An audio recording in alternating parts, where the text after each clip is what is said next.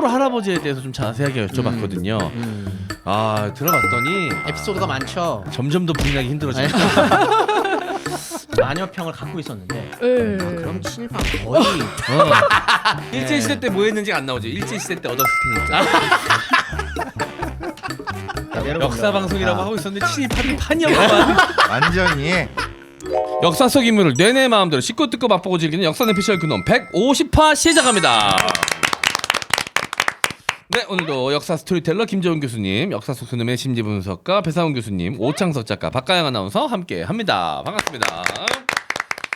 자, 이 방송이 설날 연휴에 올라가거든요. 그래서 지금 설 연휴 중에 이 방송을 많이들 보실 텐데 잘 쉬고 계신지 모르겠습니다, 우리 시청자분들. 그 어디들 가시나요? 저는 다 서울이라서 네, 왔다 갔다. 저도 그냥, 그렇습니다. 뭐 저는 가까운 데라서. 저는 화요일 방송하고 수요일 오전 비행기로 부산 갑니다. 부산 가면 얼마나 있다 와요? 이번에 1월까지 그냥 스케줄 다 없어서 쭉 쉬고 올 가능성이 높고 아니, 아버지 또 칠순이라 가족 여행을 그럼 뭐 가지 않을까. 뭐 네네. 만약에 그게 안 가게 되거나 아버지가 지금 계속 다른 걸 딜을 하려고 하고 있어가지고 다른 거 요구사항이 있어가지고 선회될 수도 있고 어쨌든 뭐 가족들이랑 최대한 시간을 좀 보내고 왜냐면 다음 추석 때까지 뭐 바쁠 것 같다 왠지 그렇게 말씀을 드려놓은 상태라. 네. 아버님과의 조약이 잘 체결되시길 바라겠습니다. 그래서 정문 사진 찍고 필요한 거 있냐 사드리겠다라고 했는데 아버지께서 원하는 게 뚜렷하게 있었어요. 그래서 내 그 카톡을 익십했습니다. 뚜렷하게 무언가의 성형 수술을 요구하셨어요. 그러면 금액대가 다른 거 해드릴 수 있습니다. 그 금액이 있고 난 아직 미혼 싱글이기 때문에 뭐 양가로 나갈 거 없지 않습니까? 해드릴 수 있는데 익십을 하는 거는 좀 다른 의미 아닙니까? 그렇죠. 나 우리 아버지한테 내 생일 때 선물 받은 기억 하나도 없습니다. 이렇게 돼도 되는 것인가 진짜. 나 이럴 때마다 가끔씩 섭섭합니다. 세우는 건가요? 피는 건가요? 제거 수술. 눈 쪽 관련된 걸 전체적으로 다 잡고 싶다라고 하시는데 등록금이 이제 오하더라고 얘기가 해줄 수 있습니다. 그런데 다시 말씀드리지만 익십을 하는 거는 좀 너무한 거 아닌가라는 생각이 좀. 참고로 이런 얘기 좀 여기서 얘기 좀 할 수 좀 그렇긴 합니다만 저는 어머니 환갑 성형 수술을 해드렸습니다. 네. 아버지가 그렇게 하셔서 그게 살짝 꼴 보기 싫어서 어머니한테 얘기했습니다. 하시는 김에 만약에 제가 해드린다면 어머니도 그냥 하십시오. 이야 하나 또 얹어서 원 플러스 원. 저희 아버지는 이제 하안검 수술을 동네에서 야매로 하셨는지 하고 난 다음에 한 6달을 계속 그 메롱을 하고 댕기시는 거예요. 그럴 수 있죠. 이렇게. 그럴 수 있죠. 예, 이게 저 복구되는데 한 6개월 이상 걸리더라고. 그래서 그다음부터는 그냥 얘기하라고 좀 내가 해주겠다고 얘기해놓고 내가 깜짝 놀랐어요. 말렸나? 이미 그리고 이제 개인 택시를 하고 싶으시다고 계속 그러셔서 이제 개인 택시는 이거는 이제 많이 지금 세금 내야 되고 여러 가지로 나갈 돈이 많다 해서 뭉갰더니 결국은 다시 회사 택시로 들어가셨습니다. 농성전을 마치시고 회사로 들어가셨어요. 그래서 잘 마무리가 되었습니다. 어디 가시나요? 저는 오늘 엄마랑 통화를 했는데 천안이죠 원래. 네, 극구 내려오지 말라고. 극구 내려오란 소린데. 아니었습니다. 왠지 압니까? 왜? 내려가겠다고 여행 가시나? 했더니 가족들이 이미 이제 일본으로 가 있다. 일본 여행이 잡혀 있는 거예요? 내려봤자 아무도 없다. 빼고 동생네 부부랑? 동생네 부부. 며느리는요. 가죠. 여행이 이미 잡혀 있다고. 며느리가 지금 행복해하고 있을까요? 잘 모르겠습니다. 아닐 보통 것 우리는 같은데. 원정효도거든요. 그건 이제 인질이라고 하죠. 보통 그러면 사위도 찾기 마련이거든요. 아무튼 네. 그래서 정말 내려오지 말라는 뜻을 이해하고 결혼해서 사위가 있었으면은 같이 가자고 했겠네요. 그러지 않았을까. 근데 제 동생이 아마 이제 꾸린 모임인 것 같아요. 저 빼고. 근데 누나한테는 어떻게 얘기도 안 해? 누나가 부담스러울까봐 그랬나? 그렇겠죠. 근데 보통 그래요. 네. 결혼을 하면 저희도 또 다 그랬습니다. 네. 각각 양가에 한 번씩은 효도 관광 한 번씩 무조건 갔다 와요. 코스예요. 무조건 갔다 와야 됩니다. 모시고 한 번씩 갔다 와야 모시고 된다. 무조건인데 이걸 설로 가겠다는 건 어떻게 보면 고도의 노림수인 거죠. 왜냐 어차피 설은 가야 돼. 그렇지. 그럴 거면 그냥 여행으로. 일타삼. 진짜. 어차피 여행도 한 번 가야 되는 그렇지. 거. 이 김에 한 큐에 끝내겠다는. 그렇지. 아. 아, 일단 고도. 아. 고도의 통치술이다. 아. 네. 근데 엄마 왜 이렇게 나한테 배려하는 척 내려오지 말라고 처음에. 왜냐면 각자 한 번씩 받을 수 있기 때문입니다. 뭉쳐서 받는 거 한 번이죠. 달콤하지요. 자, 이게 진짜 이게 지략과 지략이 되겠네요. 서로 이게 가족 설계가 치밀해야 돼요. 끊임없습니다. 이래가지고 이제 결혼하면은 그 손자병법을 읽어야 된다고 하더라고요. 삼국지 초안지 손자변법 네. 읽어줘야죠. 그래야 이 지략 대결에서 지지 않을 수 있다. 예. 알겠습니다. 네. 그 혹시 내려가면 결혼 압박 받아요? 저는 안 받아요 이제는. 한때 받았어요? 예, 약간 30대 초반 중반까지 받았던 것 같아요. 어. 네, 이제 34, 5살 넘어간 이후로는 약간 포기했다. 이제는. 결혼 압박 받으세요? 요거였구나. 저는 수위 어떻게 할 겁니까? 수익이라니요. 아이 그 나이 아니시잖아요. 장지. 장지. 사실 네. 박강현 아나운서는 궁금하지 않았었던 거. 슬쩍 치고 여기를 라이트 훅을 훅. 야, 훅! 가영이한테는 나도 궁금하지 않았어요. 이렇게 후려치시려고. 대단하다. 올해 다시 시작 아닙니까? 다시 시작했죠. 우리는 5는 시작이죠. 무조건. 그렇군요. 네. 그 둘째 압박 없습니까? 있습니다. 아. 여전히 그 딸 하나 있으니까 아들도 하나 있으면 좋지 않겠니 이런 얘기 분명 나올 것 같은데. 근데 저희 집은 오히려 그런 압박이 없어요. 성별은 없고 그냥 하나만 더 있었으면 좋겠다. 아니요. 그러면? 저희 집은 아예 둘째도 낳지 마라. 저희 어머니 아버지는. 네. 왜 그러면 어머니가 어. 이런 얘기 좀 해도 되나? 저희 어머니가 아기를 별로 안 좋아하세요. 아니 그런 분들 있어요. 진짜 있어요. 아니 근데 이거를 뭐 나쁘다고 얘기하는 게 소양이야. 예. 대놓고 얘기하셨습니다. 저한테. 넌 원치 않는 아들이었어. 애 키우는데 힘들었구나. 애 키우는데 힘들었어. 하나 낳고 아 싶으셨대요. 그래도 손주는 다른데. 근데도 이뻐하는데 둘째는 힘들다. 내가 못 봐준다. 안 될 것 같다. 못 봐주는 해서 거죠.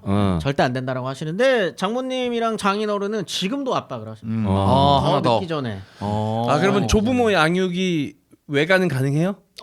예, 장모님이랑 장인어른은 지금도 이한이 봐주시는 거 너무나도 좋아하시고 하나 더 있으면 더 편해라고 얘기하세요. 하나 더 있으면 애들끼리 같이 큰다 이렇게 말씀 많이 하시더라고요. 그리고 여러분들은. 본인들도 더 편할 거야라고 생각을 하셔가지고 압박하죠. 압박합니다. 그래서 저는 사실 둘째 생각 지금도 있거든요. 그래? 왜? 돈 잘 버시나 봐요. 아니 근데 돈은 또 태어나면 또 네. 어떻게든 또 그래요? 키워집니다. 예. 근데 그러는데 이제 저희 와이프는 완강합니다. 안 된다. 절대 안 된다. 근데 그게 가능한 건 시댁에서 원치 않기 때문에 그렇게 이제 서로 이게 입을 맞추고 저랑 장인어른 장모님이 좀 입을 맞추고 크로스했어. 며느리와 시어머니 시어머니가 합세를 해서 안 된다. 안 된다. 이게 바로 이합 집산이고요. 그렇게 해서 명절마다 그렇게 해서 가는 거죠. 네. 저는 포기했어요. 아예 포기하진 않았는데 말을 이제 내가 정확하게 결정을 하면 말씀을 드릴 테니까 그 전까지 말하는 건 스트레스 받게 되지 않아요 이제. 네. 한 번만 더 말하면 내려가지 않습니다 부산에 얘기했더니 이제 몇 년째 아예 얘기를 안 하세요. 네. 그리고 제가 비혼주의자가 아니라는 걸 알고 있기 때문에 그냥 조금 늦게 하겠지 이런 생각하신 것 같아요. 카카오에서 만든 설날 맞이 이벤트 당첨자에게 무료로 제공하는 잔소리 티셔츠가 있는데 네. 대입 관련 질문은 5만 원, 연애 관련 질문은 15만 원, 취업 준비 질문은 17만 원, 결혼 질문은 30만 원 등의 요게 이제 그 QR 코드가 같이 있어가지고 결제하고 얘기하시라고. 좋다. 네. 스톱. 결제하고. 이렇게까지. 아니 근데 이게 어떻게 보면 풍자죠, 풍자. 물론. 재미죠, 재미. 실제로 이거를 결제하라고 하겠어요. 그냥 농담으로 말씀하실 거면 결제하시고 하셔야 돼요. 이렇게.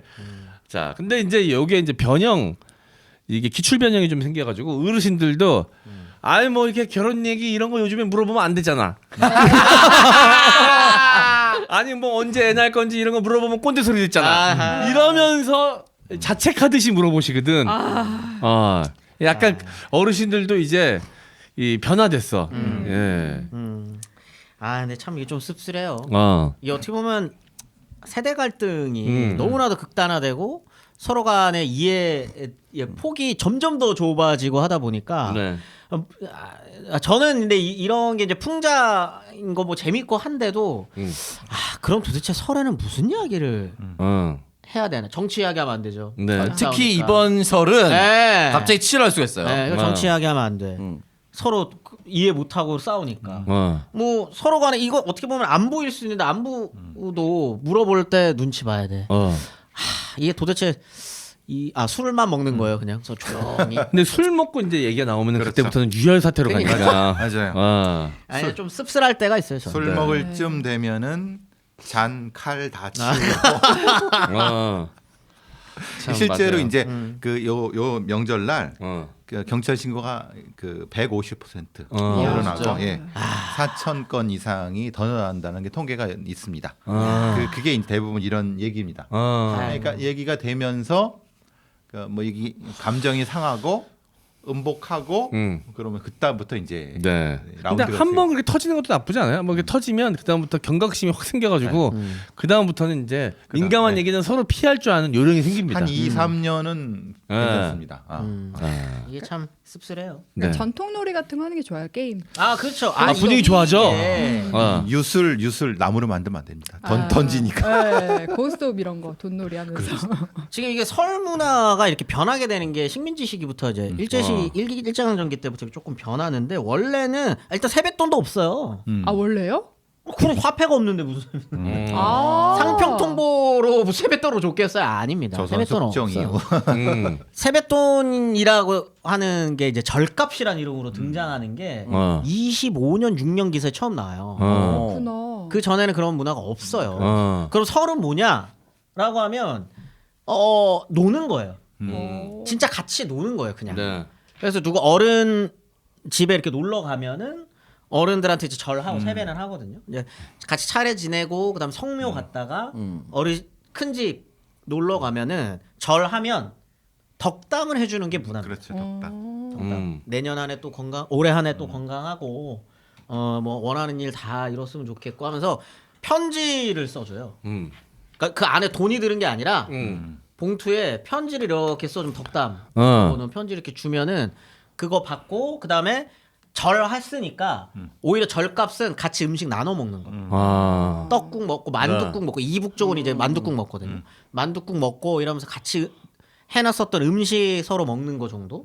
그 다음에 아이들 같은 경우에는 새 옷 받고. 설빔. 뭐 이런 거 이제 받아가지고 같이 서로 너무 기분 좋잖아요. 새 옷 입고. 그래가지고 그런 거예요. 같이 놀고 윷놀이하고 이런 게 문화지. 이렇게 싸우고 이러지 않았습니다. 아니 그 와중에도 싸우는 집은 있었을 거예요. 네, 있었겠죠. 그리고 분명히 윷놀이 하다가 내기 윷놀이 하다가 멱살 잡고 했었을 거예요. 요즘처럼 뭐 할머니나 아버지의 권위에 맞아요. 도전하지 않았겠지. 그렇죠. 그러다 보니까 잔소리 하는 대로 가만히 있지 않았을까. 덕담했다니까 덕담. 특히 이제 이촌향도에서 자식들이 도시로 가서 일을 하는 가족이 이렇게 나눠져 경험이 달라진 이후에 다시 모이면 경험이 다르니까. 그렇죠. 경험이 다르고 먹는 것도 달랐으니까 다른 문화 얘기하다가 충돌이 생기는 거죠. 그렇죠. 그게 어떻게 보면 세대 갈등의 시작인 거죠. 그렇죠. 네. 알겠습니다. 제발 이번 선만큼은 네. 다들 평안하게 별 마찰 없이 네. 잘 넘어가셨으면 좋겠습니다. 네. 원래 또 이렇게 그 별 문제 없는 집안들이 많을 거예요, 아마. 대부분. 네. 관심사가 같거나 정치 성향이 같으면 누구 한 사람 욕하기 참 좋은 시기거든요. 그렇죠. 이거 양 지점이 마찬가지일 수 있습니다. 네. 네. 알겠습니다. 설 연휴 잘 보내시기를 바라겠고요. 자, 그럼 마무리하고 오늘의 주제로 넘어가 보도록 하겠습니다.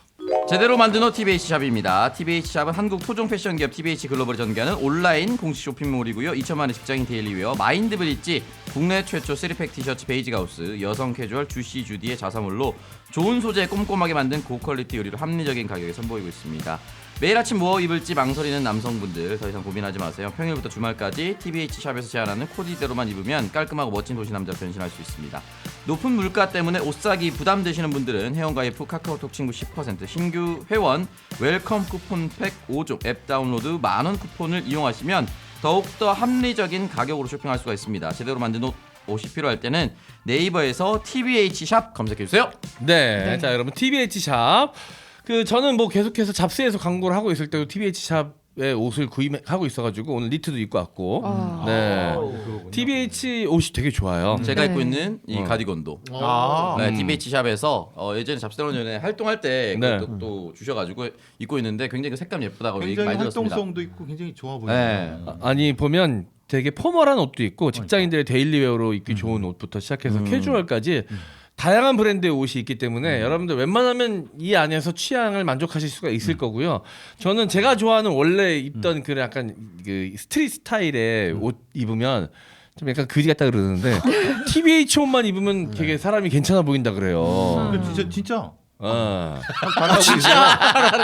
기존에 어떻게 생각하셨는지 원래 그지 같았다는 거죠. 원래 사장님 스타일이었고. 그러니까 이게 내가 좋아하는 것과 나한테 어울리는 것은 다를 수 있는데 제가 그걸 TBH를 통해서 깨닫고 있습니다. 네. 깔끔하게 입으니까 확실히 사람들이 더 평가가 좋더라고요. 예, 저도 엊그제 주문했습니다. 주시 주디가 제 취향이더라고요. 네. 그래서 주문했는데 이틀 전인가 주문했는데 벌써 오늘 오전에 도착했다고. 네, 배송이 딱 와 있고요. 여기 어플이 잘 돼 있는 게 뭐냐면 옷을 몇 개 사다 보면은 이제 나의 사이즈 같은 게 여기에 입력이 돼가지고 그렇죠. 어떤 새로운 옷을 고르면 평소 샀던 옷보다 어떤 부분이 좀 더 크고 어떤 부분이 또 작은지 그걸 데이터 비교를 해줘요. 어플에서. 좋다. 추천 이렇게 들어오는 네. 거예요. 그래서 안 입어보고도 살 수 있게끔 막 이런 정보들을 잘 제공을 저 합니다. 같은 사람한테는 좋죠. 왜냐하면은 고민하지 않고 추천을 받으니까 거기서 선택하니까 네네. 이게 굉장히 좋은 거예요. 네. 그리고 할인율도 워낙 좋고 옷 양 자체가 원래 뭐- 싸 또 옷이. 야. 근데 또 원단이나 이 만듦새가 굉장히 훌륭합니다. 네. 그래서 옷 디자인 자체도 다양하고 개수 자체도 워낙 많아서 진짜 엄청 다양하게 많아요, 진짜. 고르기 좋다. 이거 옷 고르다가 이렇게 이 새벽까지 갑니다. 이게 워낙 많아가지고 다 보기도 쉽지 않아요. 예. 네. 하지만 전 다 봤다는 거. 네. 재원 쌤이 딱 입기 좋은 스타일의 옷들이 많습니다. 저는 애초에 마인드 브릿지 옷을 되게 많이 샀어요. 아. 원래 많이 사던 거예요. 네. 저도 마인드 브릿지가 좋겠죠? 그럼요. 그렇죠. 네. 잘 어울리실 것 같아요. 네, 알겠습니다. TBH 샵 많은 이용 부탁드리겠습니다. 아마존 최고의 닭살 잡아먹는 괴물 로션 엠락틴입니다. 11% 고함량 락틱 애시드로 각질 제거와 고보습을 동시에 경험할 수 있는 괴물 로션 엠락틴입니다. 울퉁불퉁 닭살, 푸석푸석 각질 피부, 극한 건조로 갈라지는 피부, 지속적인 보습이 필요한 피부, 이런 분들은 엠락틴을 쓰시면 됩니다. 아마존 3만 리뷰로 검증된 엠락틴, 임상으로 입증된 고함량 12% 락틱 애시드 엠락틴, 98% 각질 개선 효과에 48시간 지속되는 강력한 보습력으로 딱 3일만 발라주세요. 닭살, 각질 피부, 건조한 피부, 괴물 로션 엠락틴으로 새롭게 변화시켜 보세요. 지금 더보기 링크에서 구매 후 배송 메시지에 역산 에피셜 그놈이라고 입력해 주시면 2월 28일까지 푸크림을 증정해 드립니다. 네, 자 엠락틴. 저는 이제 허벅지 안쪽 피부가 좀 안 좋았거든요. 제 허벅지가 굵어가지고 많이 걷거나 이제 조깅을 많이 하면 쓸려가지고 여기가 좀 약간 상처도 있고 피부 상태도 이렇게 좋지 않아요.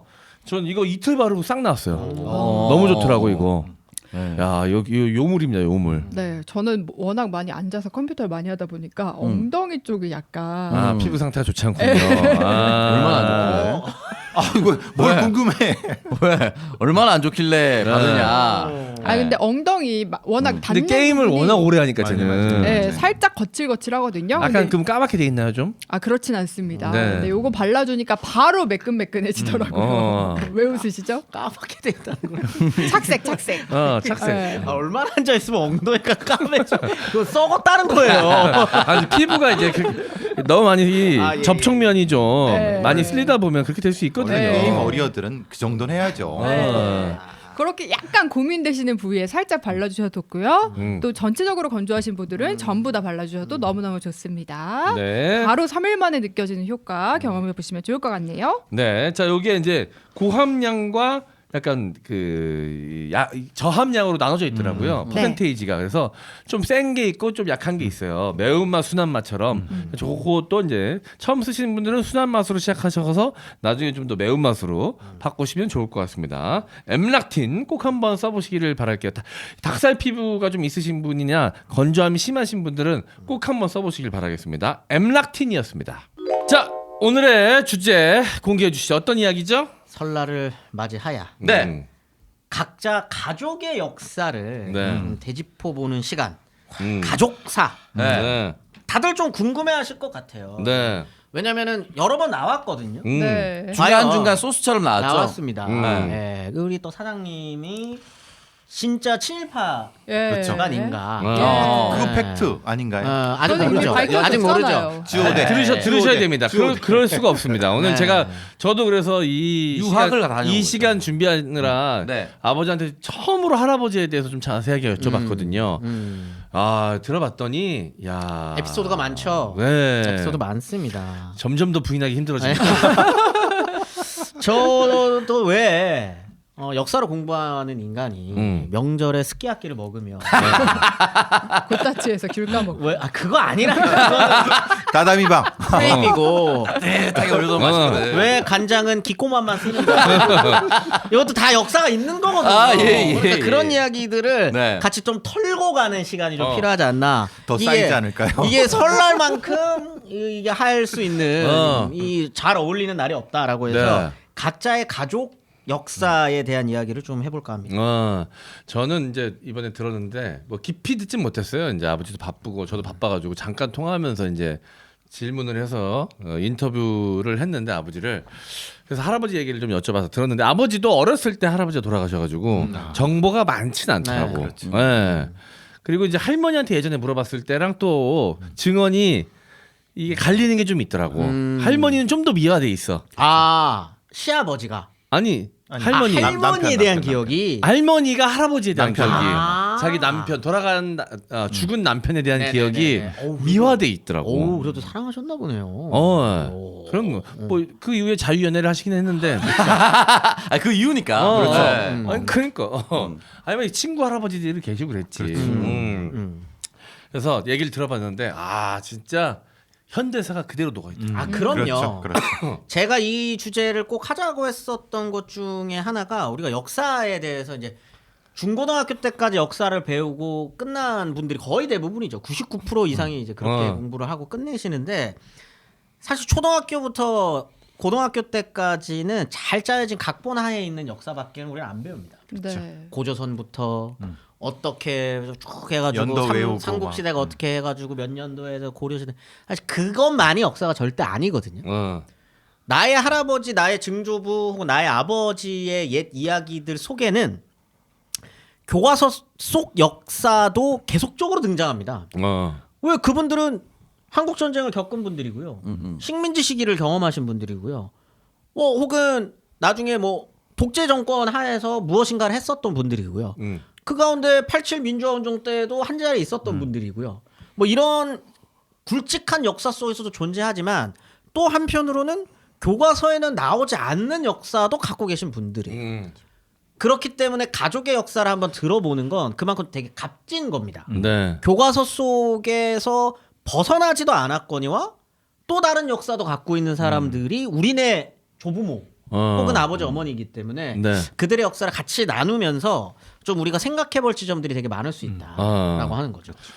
그럼 저부터 한번 얘기를 꺼내볼까요? 예. 네, 네. 저희 할아버지께서는 이북 출신이세요. 함흥. 함흥. 함흥에서 함흥 출신이신데 10대 초반 혹은 한 10살이 되기 직전쯤에 배를 타고 일본으로 넘어가셨다고 합니다. 그건 어떻게 혼자 가실 수는 혼자 없잖아요. 혈혈단신 혼자 가셨대요. 몇 년인 것까지는 기억 안 나요. 기억이 전혀 안 나. 전 그거는 10대, 아버지도 10대. 모르신대요. 얘기를. 10대 때. 10대 초반. 10대 애기 초반에. 그러니까 어릴 때.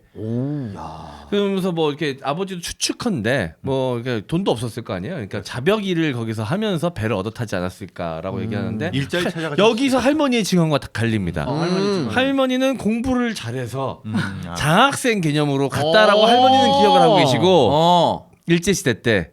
요것도 두 분 다 할아버지한테 이야기를 들었을 텐데 할머니한테는 멋지게 포장해서 얘기하고 아들한테는 좀 사실에 가까운 얘기를 해줬을 수도 있고 섞여 있을 수도 섞여 있다고 있을 수 생각해요. 있죠. 왜냐면 보통 다 섞여 있어요. 학교는 공짜라도 가서 체류비는 필요하니까 그걸 사전에 준비하고 백값을 지원해주지 않았을 거 아니야. 그러면은 그런 생활비를 마련하기 위해서 자벽도 하셨고 실제로 공부도 잘하셨을 수도 있다라는 생각이 들어요. 왜냐면 여기서 합리적인 추론이 나와야 돼요. 네. 고학생인데 네. 주오 다이가쿠를 들어가기는 네. 쉽지 않습니다. 아. 이건 분명히 뭔가 이전부터 공부를 잘 했었고 그렇기 때문에 들어갔지만 들어가는 뭐 이동비나 체류비들을 벌기 위해서 일을 하셨겠죠. 저희 할머니의 말씀은 본인이 직접 그 일본에 그 관리하는 그 거기 가서 나를 일본으로 보내달라라고 할아버지가 얘기를 하셨대요. 어디에 가서요? 그러니까 그거 모르죠. 그러니까 어째 그런 권한을 일본으로 이렇게 유학을 보내주는 제도가 있었던 것 같아. 아니면은 뭐 장학생을 선발하는 어떤 곳이 있었던 그런데 가서 의욕이 짙어지는 아니, 약간 아니 그 정도로 어디 가서 일본어가 얘기 됐다고 하면 어디 가서 아니 할아버지가 그렇게 일본어가 됐다고 하면 나는 내가 일본으로 가서 공부를 하고 싶으니 나를 보내달라. 그래서 갔다고 할머니는 저한테 얘기하셨어요. 보통 이제 그런 단체들이 일진회 같은 친일 단체들이 굉장히 많거든요. 몰아가지 마시고요. 아 왜냐 일본 유학을 주선해 주는 데들은 극렬 친일파를 키우기 위한 조직들이 굉장히 많습니다. 독립운동가를 팔지 않았을까? 아 누구 하나 팔고 저는 그냥 미스터 선샤인 쪽으로 가겠습니다. 예. 뭐 아무튼 배 몰래 타서 몰래 가지 않았을까. 연도상은 맞지 않지만 일진회와 비슷한 단체입니다. 네, 아무튼 네. 그럼 그래서- 가자마자 주호 들어가셨나요? 아니죠. 어릴 때 아니죠. 갔으니까 어릴 때 갔으니까. 거기서 소학교부터 한 다시 10년, 시작을 하셨겠죠. 10년 공부하신 거겠죠. 와 엄청난 그 노력을 많이 하셨네. 그렇겠죠. 아니 예. 일본 사람도 줘도 들어가기 힘든 그렇죠. 거 아니에요. 아니 근데 되게 똑똑하신 분이었던 것 같아요. 이후의 삶도 이제 말씀을 드릴 텐데 들어보면 꽤 인텔리셨던 것 같습니다. 그래서 이제 중앙대에 가서 공부를 하다가 2학년인지 3학년인지 모르겠지만 해방을 맞이하십니다. 대학 2학년 네네네. 정도 무렵에 네. 중앙대 법대를 다니셨다고 해요. 오. 근데 그때만 해도 일본도 이 헌법이나 법이 잠깐만요. 여기서 짚고 넘어가야 되는 게 네. 있거든요. 요때 대학 2학년 때 해방이면 요때 학병 혹은 학도병으로 가야 되는데 안 가셨다는 거죠? 학병 얘기는 없으셨잖아요. 없었어요. 예. 여기서부터 좀 냄새가 또 왜죠? 왜 그러죠? 뺐다는 소리잖아요. 어떤 방법을 써서라도. 원래 웬만하면 아니 진상인데. 밀어두고 있다가 해방을 맞이했을 수 있지. 뭐 아무튼 더 보겠습니다만 의혹은 계속 짙어지고는 있어요. 아니 해방이 맞았으면 이제 끝난 거잖아. 학교를 갈 일 없잖아 이제. 아니 보통 대학생들은 저희 다 했잖아요. 그치 한 44년 이때 다 네. 징병됐다. 이때 이 정도면은 가야 돼요. 왜냐면 마지막에 집중적으로 또 징집을 했으니까. 이제 끌고 가기 때문에. 근데 안 가셨다는 건 뭔가 의혹이 좀 있을 네. 수 있다. 예. 아무튼 그렇게 뭐 알 수 해방을- 없습니다. 예, 예. 그래서 그때 이제 졸업은 못 하고 조선 땅으로 돌아오셨다고 합니다. 그래서 뭐 이게 이런저런 일을 하시다가 이런저런 일을 명확하게 말씀해 주세요. 그걸 모르겠어요. 아버지도 모르시네요. 그래요? 예. 아. 아버지도 태어나기 이전의 일이니까. 어디서 사셨대요? 그 아마 와서는 서울 계속 서울에. 쪽에 계셨던 것 같아요. 취조하고 있는 거 아니죠? 정보를 잠깐만요. 아니 눈빛이 원래 인터뷰 정리하려면 이렇게 계속 좀 이제 물어봐줘야 돼요. 예. 여기서는 이제 행방이 좀 묘한데 서울 쪽에 계셨던 것 같아요. 근데 곧 이제 6.25가 터집니다. 그래서 이제 부산으로 피난을 가십니다. 피난을 가셨는데 거기서 할머니를 만나셨다고 합니다. 거기서 전쟁 거기서? 중에 부산에서. 피난터에서 할머니는 이제 그래서 경기도 출신이신데 같이 피난 거. 부산 쪽에 피난 와 있다가 거기서 이제 할머니를 만나가지고 눈이 맞아서 거기 부산에서 좀 생활을 하시다가 나중에 이제 서울로 올라오십니다. 전쟁이 끝나고. 전쟁 끝나고 그리고 이제 미 군정 때 그 법대 다니시면서 법전을 영어로 된 법전을 공부하셨었대요. 그럼 이제 전쟁 전이겠죠 미군정이면. 네네네. 그래서 영어를 좀 하실 줄 알았나 봐. 그럴 수 있겠죠. 그래서 충분히.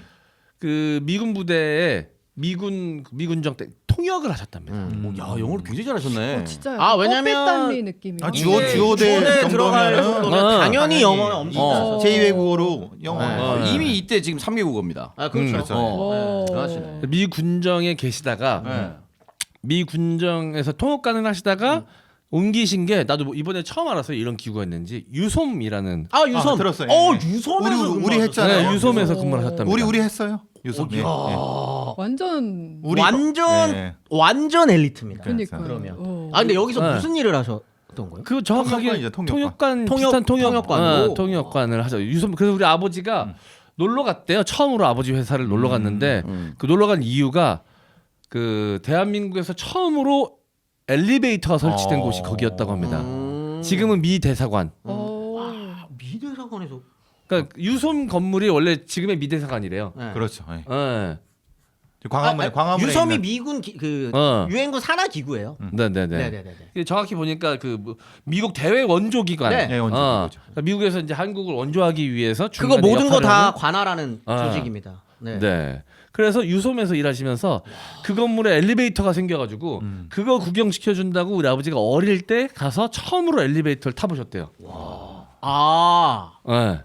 엘리베이터라는 걸 처음 타본 거죠. 그럼 거기에 자식도 데려갈 수 있을 정도로 아무튼 그럼 그래도 직원이란 끝까지 좀- 소리잖아요. 직원 근데 있었다. 직원이죠. 그렇죠. 네. 와, 그럼 대한민국에서 거의 처음 타보신. 그건 아니지만 초창기에 탔겠지. 그러니까 굉장히 어. 초창기. 1호로 우리 아버지 태워주진 않았겠지. 예. 아니 이미 엘리베이터는 뭐 일본에도 있고 조선에도 그러죠. 있는 건물이 있어요. 엘리베이터 백화점만 가도 엘리베이터는 있었는데 이제 그때 굉장히 초기에 그렇죠. 타는 그러다가 이제 베트남전 때 베트남으로 가신답니다. 이거 거의 진짜로 그 톰 행크스 그 영화네. 대부분 다 있어. 그러니까 제가 꼭 이걸 하자고 했던 거예요. 각자 물어보기 시작하면 이렇게 다 만나는 교과서에 나오는 데들이랑 다 가족들이 만나요. 근데 제가 보기에는 미군과 연관된 군납이나 아니면은 그 통역이나 이런 쪽에 베트남 쪽 가실 때는 군납 쪽이셨던 것 같아요. 정통하신 그쪽 일을 하신 것 같아요. 와 군납 사업을. 그래서 우리 아버지가 어렸을 때는 집이 부유해서 그때는 집이 신촌에 집이 있었어요. 평수 큰 평수 그런, 큰 대기역에 방이 3칸 와. 있고 부엌이 있는데 옛날식의 한옥 집이었거든요. 신촌 지금 한복 신촌 연세 세브란스 병원 아시죠? 네네. 그 뒤쪽에 광흥창역 쪽 어릴 때 그때 이 한옥 집이 평수 큰 있었거든. 데죠. 아마 정확한 거기가 어딘지 기억하세요? 그 집이요? 네. 그 기억하죠? 지금도. 어. 그 지금은 광흥창 아파트 쪽. 광흥창 쪽. 지금은 아파트가 올라가서 마포 소방서 뒤쪽에 아파트 올라간 맞아요. 거기 네. 말이에요. 거기예요. 거기 말이에요. 거기 그래서- 서교동교 이쪽이랑 이렇게 연결되어 있는 그쪽이 예. 원래 잘 산 거기는 전원주택촌이었어요. 그리고 거기 원래 연탄 공장이 있고 그 연탄 공장에서 연탄을 나르는 지하철 라인이 지금 네. 연남동 서강대역 어. 고라인이죠. 그 지하철 거기가 네. 사설철도가 있던 데입니다. 네. 네, 지금은 폐선됐죠. 폐선됐고 폐선되고 연남동 그 네. 예, 연트럴 파크 연트럴 있는 파크가 있는. 네. 그 길 따라 네. 있는 쪽에 있었어요 집이. 아직 어릴 때는 본 적이 저기 있습니다. 예. 거기서 놀고 연탄 갖고 놀고 그랬어요 그 옆에서. 굉장히 부유하게. 부유한 분. 지금 재개발되면서 그래가지고 그렇죠. 이제 네. 할머니를 고모가 모시면서 거기 아파트를 분양받아가지고 나중에 이제 팔고 딴 데로 가셨지만 거기 사시면서 그 광화문 쪽으로 출퇴근을 하셨다고 합니다. 유섬 쪽으로. 그러다가 이제 베트남도 갔다 오시고.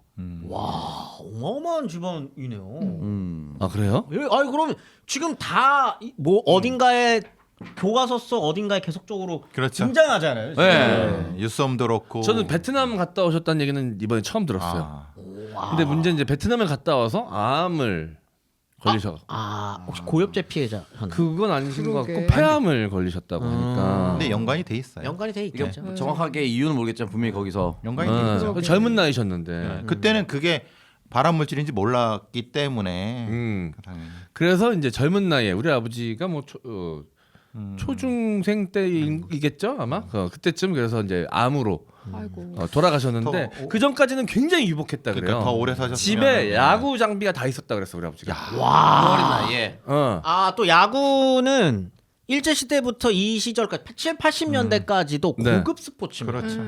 대중들이 음. 구경은 할 수 있지만 내가 하겠다라고 시도하기에는 힘든 스포츠예요. 굉장히 부유한 사람들이 하던 스포츠입니다. 근데 이제 미군과 연관된 일을 하시는 분은 당연히 취미로 야구를 할 수밖에 없고 그게 고급 스포츠인 거죠. 굉장히 그런 거죠.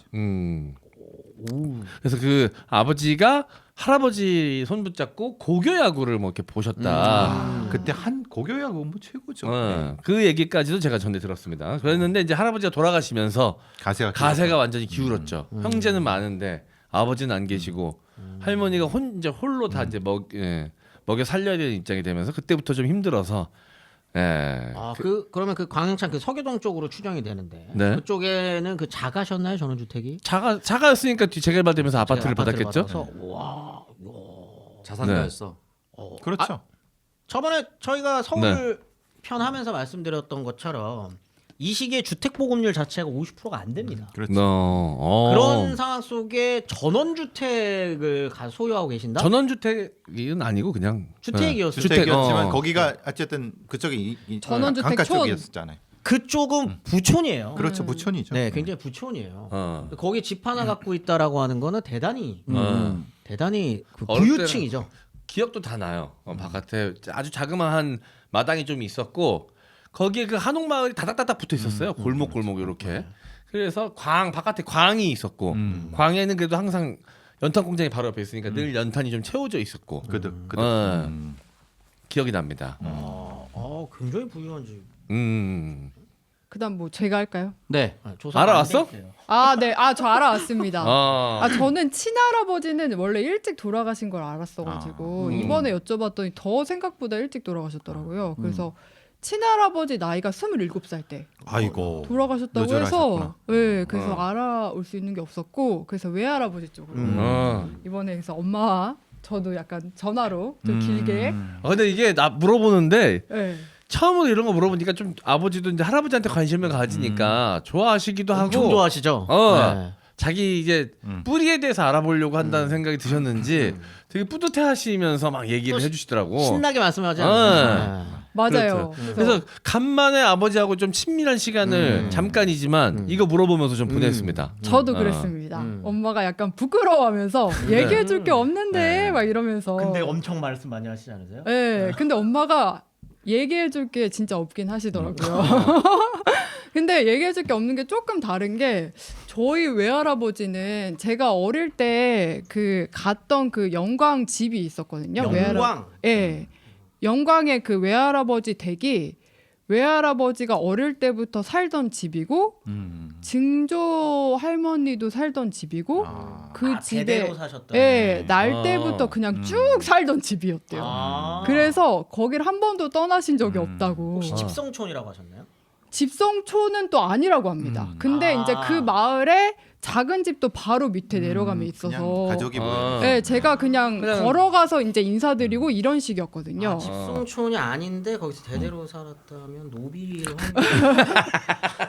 근데 이제 그 일대가 그냥 다 마름이라고 해요. 바로로 일찍 돌아가신 근데 그 거구나. 일대가 다 할아버지 땅이긴 해요. 오, 예. 진짜 잘 사는 노비였던 그러니까 거죠. 마름이었대. 정말 잘 사는 노비였던 시기 거죠. 질투 많이 받네요. 네. 그런가 잘 사는 봅니다. 노비. 예. 아니 그러면은 주인 댁이었을 수 있잖아. 그건 아니야? 아무튼 더 네, 해보세요. 안 그래도 저도 그래서 집성촌인가 해가지고 물어봤더니 그냥 약간 가족 좀 이렇게 모여 사는 정도여가지고 그냥 좀 이제 인사가 될 아니 이게 정도로. 박가영 아나운서 게임 좋아하니까 아니면 이제 노비인데 집주인이랑 이제 게임으로 배틀을 이제 집 걸고 하다가 계속 하나씩 올라가다가 집 딴 거지 이제. 그런가 봐요. 도박꾼이셨다. 그런가 봅니다. 어. 그 땅을 좀 많이 따가지고 그래서 그럼 몇 평 정도가 할아버지 땅이었는데라고 했더니 한 10,000여 평 정도. 와. 그 정도가 이제 엄청난 건데. 그냥 물려받은 땅이었다라고 하시더라고요. 여기야말로 친일파였던 거 아니야? 땅 안 뺏긴 거 보면? 더 들어봐야죠. 뭐야 여기서는 왜 이렇게 극단적으로 하려고 해? 땅을 많이 갖고 있는 사람들은 여럿 있어요. 땅을 여럿 있으니까. 아직 들어봐야죠. 이 다음 행보가 중요하니까. 아 그래 근데 그것밖에 없어요. 그래 그 옮겨가신 게 없고 이 이후로 말씀을 잘 안 해주셨다는 거죠, 그러면? 다음에 외할아버지. 그래서 그러면은 할아버지는 한 번도 옮겨가신 적도 없고 이래. 그러면은 할아버지는 뭐 전쟁 때는 그럼 어떡하셨어? 이랬더니 전쟁 때도 잠깐 피난 가셨다가 다시 그냥 그 집으로 돌아오셨고 그 집은 그러면은 전쟁 피해도 안 겪었어?라고 했더니 안 겪었죠. 안 겪었대요. 네. 네. 전라도 영광이면은 안 겪었다. 전투지가 바닷가니까. 아니기 때문에 네. 여기는 피해를 입었을 리도 없고 그죠. 아마 피난도 안 가셨을 거예요. 만약 가셨다 그러면 아마 뭔가 이 안에서의 그 내부적인 마을에서의 내부적인 문제들 때문에 딴 데 잠깐 보통 옮기셨다가 섬으로 가죠. 네. 보통은 그 숲으로 갑니다. 숲으로 이제 영광이 아, 이제 혹시 해안가니까 이제 인민군이 내려올지도 모르니까 미리 대피하자 맞아요. 그래서 네. 맞습니다. 예. 네, 그런 경우들이 좀 있어가지고 숲으로 들어가고 있다가 돌아오시는 경우였을 것 같아요. 맞습니다. 어. 그래서 약간 그 고모랑 해가지고 가족분들이 다 근처에 살거든요. 그래서 뭐 고모랑 해서 가족분들이 조금 살짝 피난 갔다가 이제 온다라는 얘기 듣고 갔다가 다시 돌아왔다. 뭐 이런 극적인 얘기들이 없어요. 그래가지고 식민지 시기 때 그러면 어땠는지는 말씀을 거의 안 들으신 거네요. 네. 마녀평을 갖고 있었는데. 네. 아 그럼 친일파 거의 왜냐면 이제 지우고 싶은 과거가 있어요. 그렇죠. 네. 기억은 거의 확실하지 의도하지 않습니다. 않아요. 저는 심증 굳어집니다. 저는. 네. 파묘에서 나오잖아요. 저 집은 왜 돈이 많아? 그냥 많아. 많아. 원래 많아. 그냥 많아. 그냥 많아. 아니, 돈은 별로 많진 않아요. 이 마녀평이 어떻게 해서 구입된 건지도 지금 확실하지 않으신 물려받았어. 거잖아요. 대대로 물려받았다고. 대대로 역사 방송이라고 아. 하고 있었는데 친일파들 판이었구만. 완전히 아니 그냥 물려받았다고 합니다.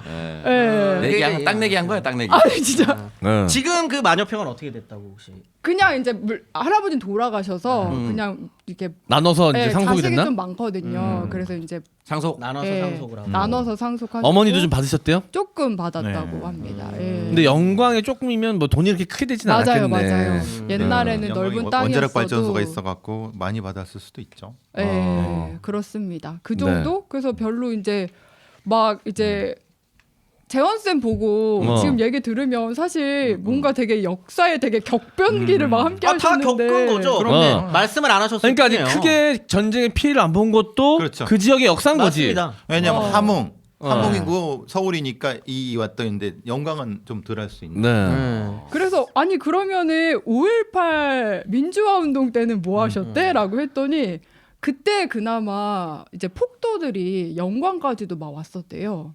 여기서 말하는 폭도는 군인들이라는 네, 말이죠. 네네네. 군인들이 어. 그때 막 전두환 정권 군인들이 어. 영광까지도 몰려와서 어. 그때 좀 막 숨고 그쵸. 되게 네. 광에 숨고 막 이런 거 정도가 있었다. 그래서 막 열심히 참여하고 이러시진 않으셨대? 아이, 뭐. 라고 네. 했더니 아 그러시진 않으신 것 같다. 따로 얘기는 없었다 정도는 얘기하셨습니다. 네. 어쨌든 대규모의 그 지주였던. 네. 그러니까 이게 지주의 뭐. 손녀. 이번에 그 남동생이 어디 여행 간다고 했죠? 아 그러면 아, 그럼 본가를 찾아가는 뿌리를 찾아서. 네, 공교롭네요. 아, 그래서 여쭤봤어요. 아 근데 제가 영광에서 일본 코앞이에요. 엎어지면 코다른 데입니다. 아침에 일어나서 저긴 내 땅인데. 아하 전남 영광이면은 가깝죠. 아 근데 신사 간다는 얘기는 없었나요? 야, 이순신 장군의 땅에서 너 뭐하는 짓이냐.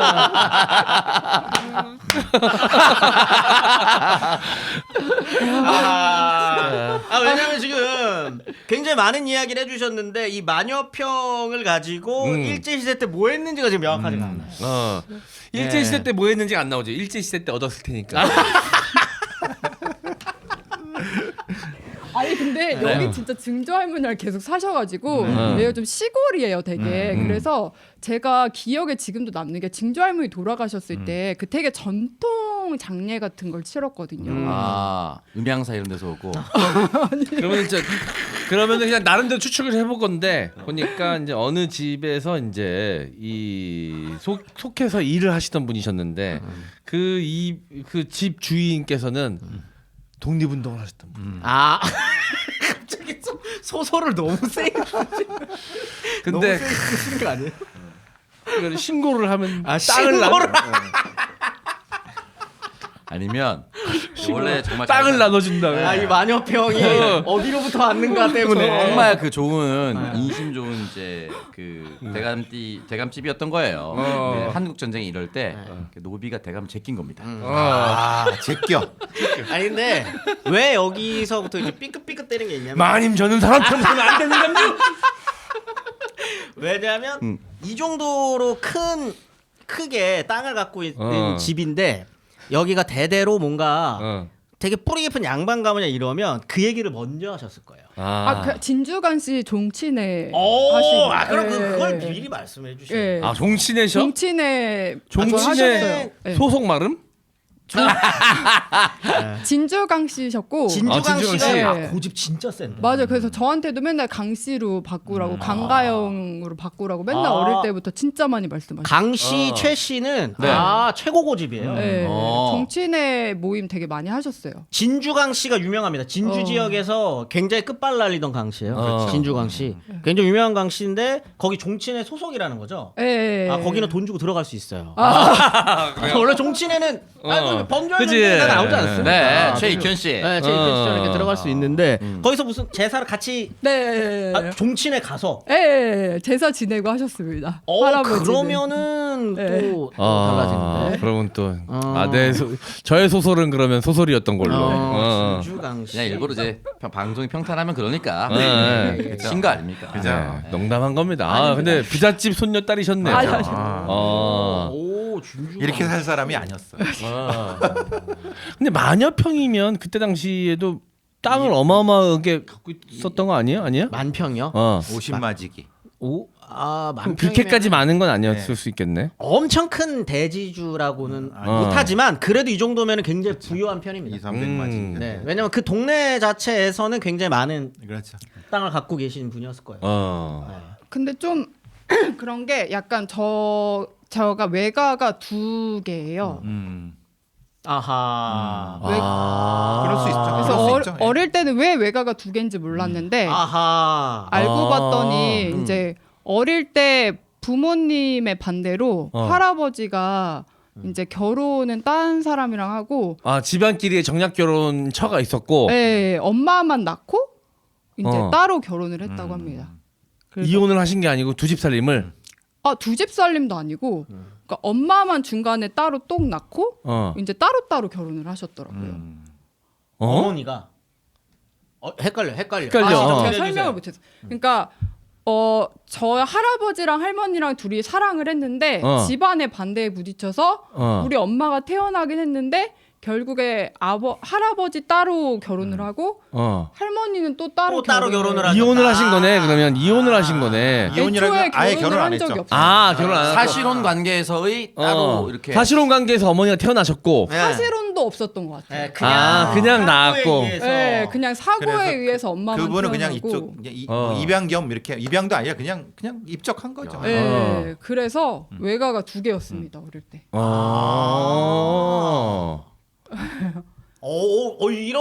이런 이야기들이 재밌는 건데. 네. 그럼 방금 말씀해주신 그 할아버지는 외할아버지는 어떤 외할아버지신 거예요? 친외할아버지. 다시 간.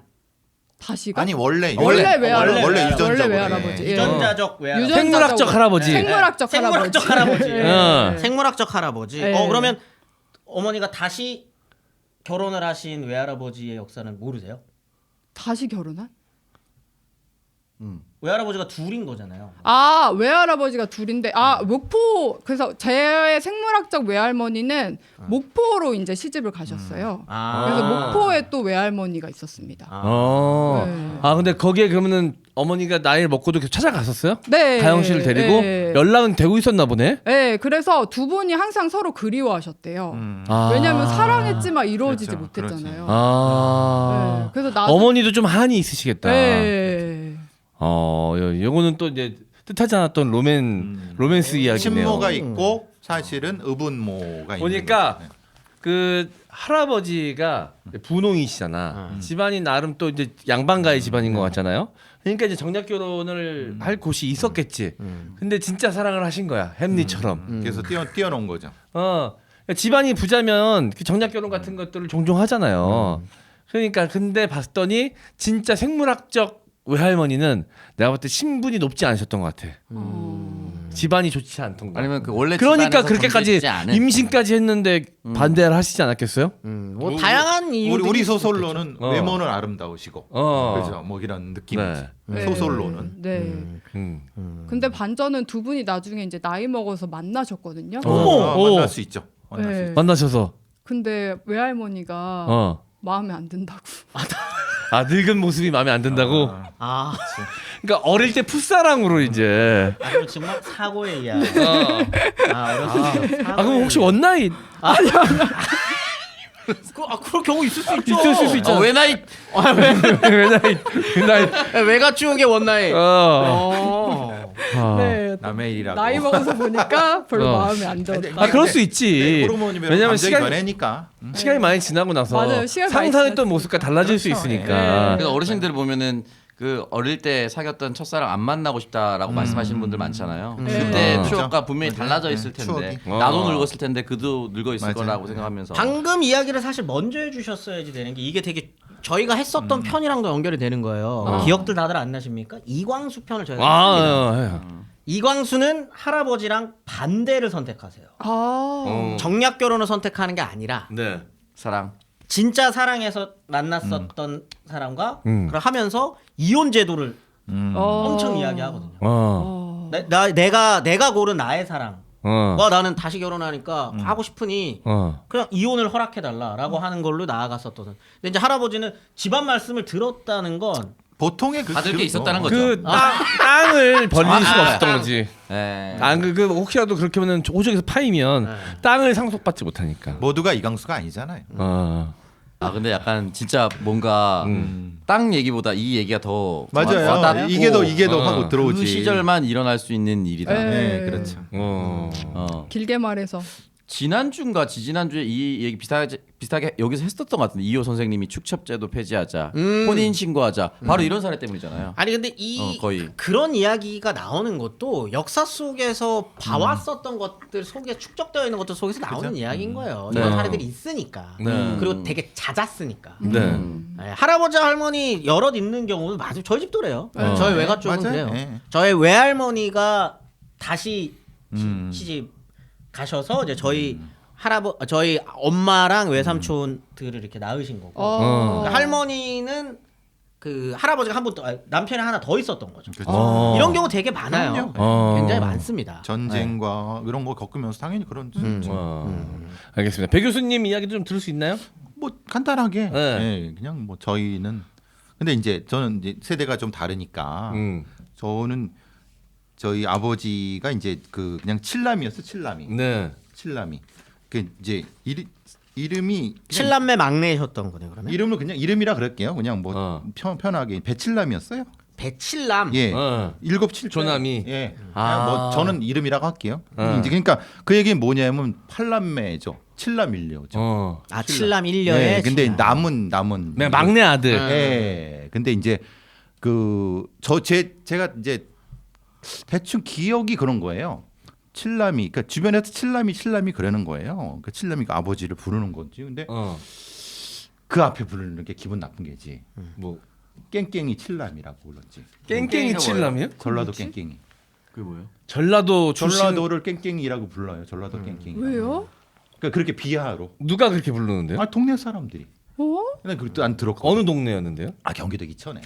아. 왜냐하면 이제 왜 그 말씀은 이제 칠남이 전라도 깽깽이 이렇게 부르는데 그 이유가 있죠. 왜냐하면 아버지는 그 여순 사건 때 도망 나온 분이기 때문에 원래 군인이셨는데 아니 그러니까 민간인인데 거기서 이제 이 얘기를 하는 건 왜냐하면 할아버지 얘기를 해야 되는 거죠. 이렇게 되면 그러니까 아버지 얘기를 하게 되는 건 할아버지. 그러니까 칠남이라고 했는데 아버지 엄지 손가락이 없어요. 왜냐하면 검지. 예, 이걸 검지. 예, 본인 잘랐어요. 왜냐하면 그때는 강제 징집당했기 때문에 일부러 전시 징집이었어요. 징집을 피하기 위해서 전시 징집이어갖고 아버지랑 큰아버지가 동시 징집당했는데 아버지는 도망 나와서 잘랐고 그 큰아버지는 아마 백마고지일 거예요. 징집돼서 3일 만에 시체가 돼서 왔어요. 시체도 못 찾았어요. 왜냐하면 그냥 죽었다는 전서 통지서만 있어요. 그러니까 철원에 어디 묻혀 있겠지. 그냥 결혼도 못 하고. 그러니까 이제 그때는 그게 흔했으니까 전시 징집은 50년, 51년 그때니까. 그러니까 이제 그렇게 되면서 그러니까 이제 빨간 줄이 갔고 도망을 다녔잖아요. 징집을 안 당했으니까 병역 군대 기피로. 네. 계속 도망 다녔으니까 도망 다녔는데 원래 이제 아버지가 이제 보성 출신이거든요. 충남의 보성. 아니 전라도. 전라도 충남인데 전라도 보성인데 거기에 집성촌이 있었던 배시 집성촌. 그래서 이제 그러니까 할아버지가 거기서 사셨던 거죠. 근데 이제 사셨는데 할아버지 아들들이 팔남 칠남 일녀잖아요. 네. 그중에 이제 공부 잘하고 어. 좀 집에 좀 재산이 있으니까 네. 불행의 시작이 일본 유학을 보낸 거죠. 아들 중에 한 명을 네, 맨 위에 제일 잘난 놈을 보내야 된다. 일남이를 그렇죠, 일남이. 근데 원래 돌림자는 수예요. 아버지의 원래 본명은 창수예요, 창수, 배창수예요. 그러니까 숫자 돌림이었죠. 네. 이제 저희 할아버지 이제 조남은 이제 영자 술자를 쓴 배영술이었는데 영자 돌림이었죠. 네. 그러니까 영자 돌림, 숫자 돌림인데 거기서 이제 그 큰아버지가 일본으로 유학 갔다가 왔죠. 그 사회주의자가 됐죠. 아 일본에서 공부하시면서 사회주의자가 됐는데 사회주의자인 걸 몰랐던 건 아니라 감춘 거죠. 그래서 교사를 했어요. 네. 제가 듣기로는. 네. 근데 이제 문제는 그 밑에 있는 동생은 면석이를 한 거죠. 그러니까 뭐 어차피 거기 공무원을 한 거예요. 집안에 다양한 존재들이 있었던 거예요. 네. 사회주의자도 있고 왜냐면 면석이도 있고. 네. 근데 이제 공부를 하는데 문제는 해방 후에 터진 거죠. 사상의 갈등이 터진 거는 이제 그때가 아버지가 10대 초중반쯤 됐고, 네. 그리고 이제 형님들은 그보다 나이가 훨씬 더 많고. 높았고, 저기 아버지는 형수님 업혀서 그 이제 할머니 대신에 형수님들이 키운 거야. 키운 거죠. 그 사회주의자 형수 큰 아버지 형수 부인이 그렇게 키우는데 그때 이제 터진 게 저거잖아요. 여순 사건이 그때 터진 거. 터지는데 여순 사건 때 작살이 난 거죠. 뭐냐면 사회주의자 출신이셨으니까. 그러니까 색출. 그래서 형제가 형제를 죽인 거예요. 그러니까 이제 이 면석이었던 둘째가 거꾸였죠. 처음이었죠. 이쪽은 이쪽으로 된 거지. 뭐 찔러 죽이고 또 이제 다시 돌아왔으면서는 또 그것 때문에 저쪽을 찔러 죽이고 그 뒤부터는 이제 집안이 아예 갈라진 박살이 났어요. 그래서 그 다음에 할아버지와 할머니를 아버지가 17살 그때쯤이 지금 31년생이신데 업고 도망쳤어요.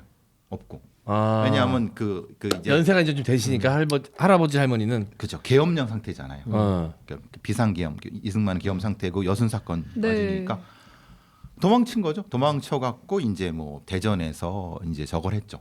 털을 잡으시고 털을 잡았는데 털을 잡고 고물 장사를 했나 봐요. 그러니까 고물 장사 뭐 비슷한. 그러니까 이제 또 이런 그런 걸 해 갖고 돈을 좀 벌어서 좀 했는데 수완이 있었나 봐요. 아버지가 했는데 문제는 이게 사실 아시다시피 빨간 줄이 거 있는 상태잖아요. 도발을 쳤으니까. 사상범은 아니 도망쳤으니까. 네. 돈을 벌었는데 그 돈 번 거를 자기의 넷째 큰형이 그걸 그 돈 번 거 땅을 이 대전 피역이라고 대전에 가면 굉장히 큰 그 좋은 땅이 있어요. 지금 아파트 단지인데 그거를 이제 자기는 도망 나왔으니까 이게 없잖아요. 빨간색이었으니까. 명의의 땅을 할 수가 없으니. 그러니까 큰 넷째 형 이름으로 한 거예요. 넷째 형 이름으로 땅을 샀구나. 했는데 넷째 형이 욕심이 생기니까 동생을 고발을 했어요. 아. 그래서 이제 잡혀갔죠. 잡혀갔는데 병역 기피자라고. 네, 잡혀가. 막내 동생을. 네, 잡혀갔는데 이거 진짜 역사의 아픔이다. 그걸 도발이 친 거예요. 한 번 도발이 쳤죠. 근데 아버지는 그때 결혼했었는데 첫 번째 부인을 버리게 된 계기가 그거였죠. 도망을 쳐갖고. 두고 도망갈 수밖에 없었던 상황이었던 아버지는 거예요. 3번 결혼, 저는 이제 3번째 부인의 자식이고. 그리고 한 다음에 도망쳤는데 또 이제 그 뒤에 어디에, 그러니까 이제 정확히 말하면 두 번째 부인이죠. 왜냐하면 첫 번째가 보성에 있었고, 그 이제 어린 나이에 결혼을 어떻게 했는데 버리고 도망 나왔고. 대전에서 두 번째 부인인데 그 두 번째 부인이 저희 형의 어머니고. 결혼 상태도 이렇게 막 혼인 신고를 하거나 이러지 못하고 그냥 사실혼 관계였겠네요. 계속해서. 그 다음에 그 도망쳐 갖고 이천에 정착을 하셨는데 오랫동안 저기 빨간 줄이 가 있는 상태였었고. 전쟁은 끝났고. 전쟁 중에 근데 도망친 거죠. 도망쳐서 이제 50년대 뭐 이렇게 되면서 이렇게 되면 그리고 나서 이제 어머니를 만났고. 근데 손가락을 잘랐는데도 그게 정당한 일부러 자른 거기 때문에 정당한 이 면제 사유가 아니라고. 아니죠. 예, 그러니까 이게 빨간 줄 자르기만 하고 인정을 못 받으셨구나. 못 받았는데 근데 이제 전쟁이 끝났고 그런 상태여서 근데 그거를 이제 지인이 가입해달라던 보험료는 많이 내고 있는데 과연 보험금 얼마나 받을 수 있을지, 그리고 부모님이 물려주신 오래된 보험, 요새도 질병에도 보험금 받을 수 있는 보험인지 자꾸만 갱신되는 보험, 이 모든 보험들 보험장터에서 체크해 보실 수가 있습니다. 역사 뇌피셜 군홈 구독자분이 건강검진 앞두고 보험장터를 문의해서 기존 보험 점검 요청을 하셨는데 80세 이후에 보장이 하나도 없어서 암보험 포함해서 종합보장 100세 보완을 하셨다고 합니다. 그런데 보험 가입 후 3개월 후에 건강검진을 받았습니다. 폐암 진단을 받아서 수술을 했는데 암 진단비 5천만 원, 수술비 1,095만 원을 지급받으시고 보험료 납입 면제도 받았다고 합니다. 건강검진 전에 보험점검 필수입니다. 상담은 전화 1544-5788 또는 카톡에서 보험장터 아이디 JK6003 검색해서 친구 추가나 인터넷 보험장터.com으로 문의해 주시면 상세하게 상담해 드리겠습니다. 유튜브나 팟빵은 URL로 바로 연결됩니다. 네, 보험장터 통해서 여러분들 보험 한번 리모델링 해보시고 그 옛날 보험들이 아무래도 지금 보험들보다 조금 더 나은 경우가 많아요. 혜택이나 보장 같은 것들이. 그런데 이제 문제는 요즘 보험들은 그 새로 이제 요즘 유행하는 질병들이 또 있잖아요. 그렇죠. 맞아요. 그게 질병들이 또 시대마다 달라지더라고. 다르죠. 유행하는 것들이 달라지기 때문에 그런 것들도 감안해서 여러 가지를 조정해서 여러분들이 보험을 좀 재설계하실 필요가 분명히 있습니다. 네. 그러니까 그런 것들 다 고려하셔서 보험장터 통해서 상담 받으시면 후에 리모델링 하시면 좋을 것 같고요. 아니면 새로 가입하시는 분들도 보험장터 통해서 가입하시면 여러분들한테 최적화된 보험으로 가입하실 수가 있을 겁니다. 자, 보험장터 1544-5788 1544-5788 보험 장터였습니다. 산삼 순백에서 산삼의 대중화를 위해 야심차게 만든 산삼시대 광고입니다. 산삼이 좋은 줄 알지만 금전적 부담으로 아직 경험하지 못하신 분을 위해 만들었습니다. 산삼시대는 값싼 한약재는 물론이고 잔탄검, 덱스트린 등 어떤 인공 감미료도 넣지 않았습니다. 7년근 산양산삼 70%의 목에 좋은 도라지까지 배합해서 먹기 편하게 스틱에 담았습니다. 첨가물은 제로고요. 100% 국산 천연 원료입니다. 까다로운 스마트 헬스업 인증도 받았고 그 어렵다는 미국 FDA 등급도 통과했습니다. 홍삼값의 산삼을 놀라운 가성비와 만족을 안겨드릴 산삼시대 꼭 한번 만나보세요. 산삼순백의 유명세를 이용한 유사 상품이 돌고 있으니 검색하실 때 꼭 산삼순백 브랜드 확인하시고 구매 부탁드립니다. 전화 문의는 1666-1080, 1666-1080, 1666-1080번입니다. 네. 아움. 이제는 진짜 늘 말씀드리지만 처음엔 좀 씁쓸한 맛이 좀 더 강하게 느껴졌는데 계속 먹다 보니까 그냥 맛있어. 달짝지근해요. 달짝지근해. 딱 맞아요. 네. 그래서 들고 다니시기 편하다는 거 지금 요즘에 몇 번이나 말씀드리지만 몇 번 강조해도 지나치지 않은 감기 너무 유행하고 있는데 이런 걸로 평상시에 목 건강 잘 챙겨주시면 너무 좋을 것 같습니다. 네, 산삼 순백이 좀 부담스러우신 분들 가격대 면에서 좀 더 합리적이고 좀 더 저렴한 산삼 시대로 건강 챙겨보시기를 바라겠습니다. 제가 좀 장담하는데 산삼 시대 드시다 보면 산삼 순백은 어떨까라는 이 호기심이 생길 수밖에 없어요. 그러니까 여러분들 좀 젊은 분들은 아무래도 휴대하기 좋고 입에도 그렇게 나쁘지 않은 불편하지 않은 산삼 시대가 유리할 것 같으니까요. 산삼 시대로 많은 이용 부탁드리도록 하겠습니다. 선물용으로도 좋습니다. 산삼 시대 많은 이용 부탁드릴게요. 그러면 에버츠 형이 잘 모시고 살았어야 되는데 이 인간이 도박에 미쳐갖고 그 땅이 자기 땅이 아닌데 이 동생 땅을 뺏은 거 아니야. 그렇죠. 그러니까 흥청망청 썼나 보네. 그 뒤에 도박하면서. 그 뒤에 이제 엄청나게 그 땅이 그 뒤로는 수백억짜리가 넘죠 사실은. 수만 평이 되니까 그때는 뭐 그냥 뭐 논밭이었지만은. 근데 우리 배 교수님이 본인 아버지가 그 땅 뺏긴 부분에서 약간 울컥하셨어. 울컥했어. 왜냐면 안 그러면은 그때 뺏기지 않았으면 배 교수님 땅이거든. 근데 이제 나중에 상훈 피역돼 있겠지 이제. 오랫동안 이천에 살다가 할아버지가 돌아가셨다는 거를 못 갔어요.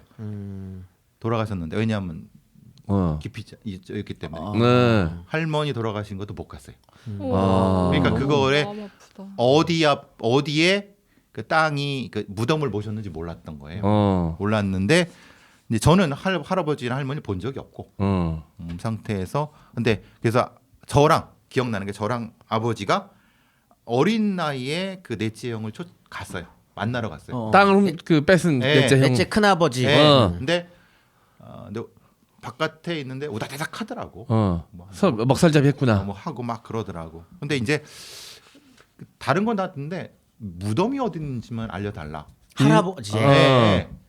근데 그것도 안 알려주더라고. 그래서 그 다음에 어떻게 했고 찾아갔어요. 근데 할아버지 무덤이 너무 보장스럽더라고. 볼품없이 돼 있었어. 아니 돈이 다 날려먹고 뭐. 그리고 그걸 알려주기 싫고 그랬던 거지. 그리고 다른 형제들도 있었어요. 있었는데 다 도망다니며 살았지. 다 도망다니며 살았지. 왜? 그것도 그 사람들도 역시 그 빨간 줄 걷고 막 그런 사람. 다 징지. 여수 사건과 그 하면서 연석이 그렇죠. 그다음에 또 다른 이념적 갈등으로 인해서 그렇죠. 일단 집안에 한번 풍부박산이 난 거니까 사실 가족이 모이는 거는 사실 그 뒤부터 대단히 저희는 그런 게 불가능한 없어요. 거죠. 아예 네. 가족이라는 개념 그제서 아예 안 모이고 그런 거예요. 모였으면 한국의 이념 갈등을 정면으로 맞았었던 집안인 거죠. 그렇죠. 그러니까 저희 집안을 모태로 태백산맥이 됐다는 말씀드렸죠. 아니요? 아니요. 그 말씀. 조정래 시인이 네. 그 태백산맥이 우리 그 큰아버지와 똑같은데 그래서 어느 시점인가 물어봤어요. 조정래 씨한테 어떤 내가 이런 나의 상황과 비슷한데 여기서 어디서 영감을 받으셨나? 그랬더니 내 집안을 조사를 하셨는데 했는데 내 집안을 섞어갖고 했대. 염석과 염석지인을. 네. 근데 그 중에 하나라. 배씨. 거기 맞는데 그 중에 하나라 그러더라고. 근데 진짜? 그런 데가 흔했으니까 파편된 기억이지만은 이렇게 알게 된 거는 사실은 제가 이런 어떤 거를 조각조각 알았는데 제가 고등학교 때 제일 가고 싶었던 게 공사였어요. 근데 못 갔어요. 아버지의 그 네. 그것 때문에요? 아직까지도 남아 있으세요? 그럼 그때는 86년이니까 무조건이죠. 아니 근데 그게 무슨 연자제도 아니고 암암리에 있는 거죠. 와. 그러니까 공식적으로는 대박이다. 없지만 뽑을 사람 많은데 굳이 이런 집안애를 뽑아야 왜냐하면 돼? 그럼요. 제적 등본을 띄워오라 그러거든. 제적 등본 띄면은 그 제적 등본을 가지고 저거 신원 조회를 해요. 그럼 정보과 신원도 바로 나오거든. 그러니까 이제 아니 아버지의 사정도 사정이지만 국가 입장에서는 이 병역을 기피한 거는 평생 이거는 저게 없잖아. 공소시효가 없잖아. 병역 기피는. 네. 그러니까 왜냐면 근데 좀 아쉽다. 그러니까 지금으로 조금 바꿔 생각하면은 이제 아버지가 하지 못한 걸 아들이 더 열심히 하기 위해서 공사를 지원했다라는 걸로 용인될 수도 그치, 있는 그렇게 건데 생각할 수- 한 번 했으니까 두 번째도 나라 돈 태우면 얘도 또 도망갈 수 있다라는 나쁜 편견으로 이제 한 거잖아요. 어떻게 보면. 그거 플러스 빨갱이 집안인 거지. 근데 그 병역 기피가 아마 그냥 진짜 군에 가기 싫어서가 아니셨을 거예요. 그럼요. 왜냐하면 그 안에서 이명 갈등이 굉장히 심각한 속에서 군에 어디를 가도 국군을 가든 인민군으로 가든 분명히 문제의 소지가 있는 집안인 거거든요. 그렇죠. 양쪽에 다 걸쳐져 있으니까. 네. 그러면 그럴 거면은 나는 가지 않겠어라고 아마 선택을 하신 걸 수도 있어요. 그리고 그 전에 또 그 앞에 형이 가서 얼마 안 있다 죽었어요. 지금 말한 그 철원 갔던 그 사람은 바로 3일 만에 죽었고 그 전에 징집된 사람은 똑같이 똑같이. 그땐 그러니까 아들 둘이 이미 징집이 돼서 사망을 했으니 다른 아들들은 어떻게든 안 보내고 싶으셨겠지. 할아버지 입장에서는. 그래서 이제 그리고 그때는 그 할아버지 제가 듣기는 할아버지 할머니가 병이 들어갔고 이제 그걸 어떻게 못했대. 조치를 못하는 그래서 상황이셨구나. 업고 다녔을 때여서 본인도 그러시더라고요. 병역 기피라는 걸 이제 아버지의 병역 기피라는 걸 좀 미안한데 자기 이런 선택이 없었다. 여지가 없었다. 그럼 그러면 내가 가면은 바로 난 죽을 텐데 내 부모를 굶어 죽게 하느냐? 너는 어떻게 생각하느냐라고. 뭐 나란 할 말 있나? 그게 왜 내가 따졌거든. 내가 왜냐면 공사. 인생의 영향을 받으니까 왜 아버지는 이런 인생을 사셔서 내 인생에까지 영향을 끼치세요라고 좀 항의를 하셨구나. 그렇게 되면서 얘기가 나온 거예요. 이런 얘기가 해주신 거죠. 야 현대사의 질곡이 다 들어가 있네. 이게 몇 년도에 태어났는지가 사람 인생 이렇게 가르는 네. 그 시절에 딱 태어나셨던 분이었기 때문에 모든 거를 정면으로 마주해야 하셨던. 제일 웃긴 건 뭔지 아세요? 뭐죠? 제가 여기 하지 않은 외삼촌에 대한 얘기는 늘 했잖아요. 뭐? 외삼촌이 누구라 그랬어요? 우리나라의 10번째 드는 친일 경찰이라고 했죠. 그리고 그 사람은 공사 못 간 건 아버지 때문이 아닌 것 같은데요? 아니 그 사람은 삼촌 때문인 것 같은데요? 제가 생각했을 때. 아니지. 그 정도였으면 나 해방 이후에도 잘 사셨을 거야. 그 사람은 서초구 의회 의장까지 했어요. 외삼촌이 금방 나오겠네. 그분은 너무 잘 나갔어요. 우리나라 정보 경찰의 거의 안에 제일 앞에 들어가는 사람 중에 하나예요. 그 경찰청에 경찰 본관에 부조의 이름이 적혀 있을 정도예요. 그래서 경찰에는 특채로 들어가신 거 아니에요?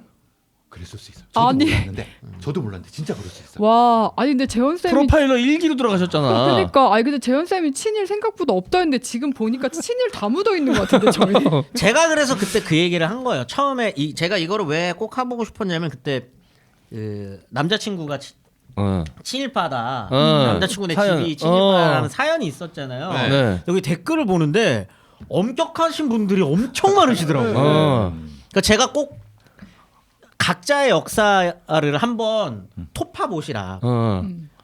어디엔가는 다 묻어 있다.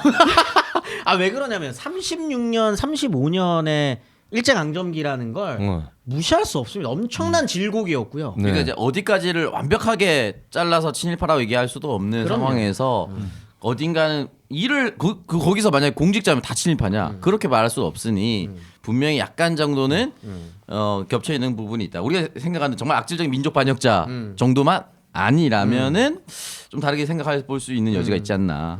그런 거 말씀하시려고 했던 거잖아요. 제가 네네네. 아까 하고 싶었던 말은 그게 아니라 우리 뇌삼촌이 여순에 파견됐을 수 있다는 얘기. 그러면 또 토벌대로. 그럼 거기에 또 그 만나기 전에부터 역사가 서로 얽혀 있었을 수 있겠네. 그렇죠. 그 얘기는 안 했지만 본인은 안 했지만 그때 그 정도 위치라고 하면은 당연히 4.3 때도 갔을 것이고 당연히 거기도 갔을 거예요. 근데 본인은 얘기하지 않고 돌아가셨어요. 씁쓸하다. 네. 아니, 참. 네. 우리가 어떻게 보니까 우리는 그래도 그 태평성대 속에 살고 있네요. 넓은 그렇죠? 범주에. 물론 이제 지금도 이렇게 뭐 평탄한 시절은 아니라고 생각이 들지만 과거에 비교해 보면 진짜 대한민국의 현대사라는 게 정말 질곡이 많았고 그러니까 전쟁과 풍파가 많았네요, 정말. 파병의 역사를 거의 온몸으로 마주친 세대를 지나서 지금 있는 그렇죠. 거잖아요. 알겠습니다. 오늘 배 교수님의 이 조부모님 이야기는 정말 여러 가지로 좀 생각할 지점이 있네요. 진짜 네. 소설 한 권. 숙연해지네 약간. 저는 이제 이미 그 감정은 30. 근데 말씀하시면서도 울컥울컥 하시는데? 그렇죠. 왜냐하면 아버지가 그 본인의 부모의 그걸 못 봤다고 하는 게 사실은 제가 이거 묘를 정리하면서 가장 마음이 아프더라고요. 부모님의 묘자리를 찾는 것도 이렇게 힘들었다는. 너무 무거워지면 안 되니까 가볍게 하려고 이제 부친께서는 그래도 결혼 3번이나 하셨는데. 그게 자식 결혼 뻔뻔했어. 아버지 몰빵입니까? 몰빵이고 업보가 그래서 자식에게 여러 여기에 이제 그 천원에서 죽은 큰아버지들이 네. 매달려 있다고요. 진짜 그 몽달 귀신이. 그 무당이신 분도 누구시죠? 고모신가? 아니요. 정확히 말하면 이모. 어머니의 이모죠. 근데 나 들으면서 그 생각했는데. 너무 무거우니까 일부러 아니, 저도 그렇게 얘기해요. 농담으로. 내가 못한 건 내가 능력이 없어 그런 거 아니야. 아버지가 내 결혼 술까지 빨아갔잖아. 네. 알겠습니다. 재원 쌤 마무리할 말씀 한마디 해주시죠. 마무리요? 지금 차후 난 제대로 조사를 못 해가지고 저 다 쌤 돌아가셨는데. 이야기는 어떻게 다음 기회에 들으시죠. 쌤 거는 좀 길게 들을 수 있을 것 같은데. 쌤 거 할 때 그럼 한 편으로 저도 다시 가야죠. 여쭤보고 오겠습니다. 네, 그러시죠. 근데 이제 이게 제가 꼭 말씀드리고 싶은 건 설에 아까 이제 처음 시작할 때 만나면 싸운다. 그다음에 뭐 서로 소통도 안 된다 이런 얘기를 드리면서 시작을 했잖아요. 이렇게 아까 딱 그 사장님이 말씀해 주시고 아까 박가연 아나운서 말해 준 것처럼 이렇게 대화 주제가 딱 가잖아요. 우리 할아버지는 어땠어? 라고 하면 또 다른 분위기가 연출이 될 수 있어요. 그래 너네 할아버지 이랬어. 너네 할머니 이런 삶을 사셨어라고 하면 아름다운 추억이 먼저 떠오르게 마련이에요. 그러면서 서로 야 너 그때 생각나? 라고 하면서 괜히 조금 차가운 분위기들도 녹아들 수 있고 그러면서 본인이 듣고 있는 본인도 또 우리의 역사, 우리 가족의 역사가 어떻게 또 한국의 굵직한 역사들과 만났다 헤어지는지도 볼 수 있는 기회일 것 같아서 제가 꼭 저희 이야기만 하는 게 아니라 저희 이야기를 들으시면서 각자의 가족의 역사도 한번 돌이켜보는 시간을 가졌으면 좋겠다라는 의미에서 한번 준비를 네. 해봤던 겁니다. 근데 이제 배 교수님 집안에서는 물어보면 굉장히 숙연해질 것 같은데요. 근데 이런 역사를 갖고 계신 분들은 흔치는 않기 때문에 네. 얼마나 흔치 않으면 소설의 소재로 네. 쓰였겠어요. 네. 근데 이제 이런 세대 사람은 이제 죽어가니까 걱정하실 필요 그렇게 말씀해. 무슨 소리야? 아직 장가도 안 갔는데. 사라져가니까. 아픈 시대적 배경이 지나가고 네, 있다는 그렇죠. 거. 그러니까 그죠? 더 나아져야죠. 그럼요. 알겠습니다. 이제 우리의 중요한 역할 중에 하나인 것 같아요. 또 좀 더 나은 세상을 만들어가야 되는 거는 현 시대를 살아가고 있는 우리의 몫인 것 같습니다. 네, 알겠습니다. 자, 이렇게 그럼 마무리하고 저희는 다음 주에 또 재미난 역사 이야기로 돌아오도록 하겠습니다. 감사합니다. 안녕.